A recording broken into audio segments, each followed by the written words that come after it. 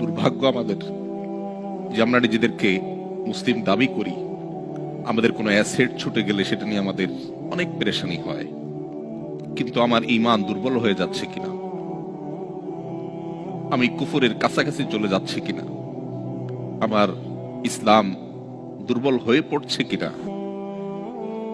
সেটা নিয়ে আমাদের তেমন কোনো পেরেশানি হয় না।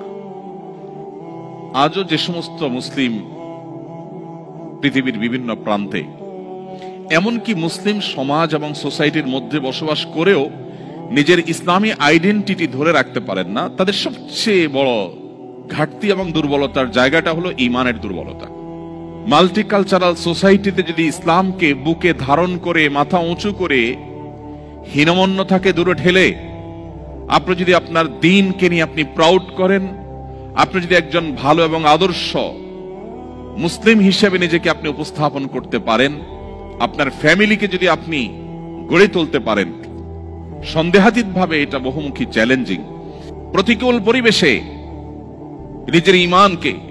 মুসলিম আইডেন্টিটিকে যদি কেউ উঁচু করে সেটাকে নিরাপদ রাখতে পারে, তার আঁচলকে বাঁচাবার জন্য সে যদি সংগ্রাম করে টিকে থাকতে পারে,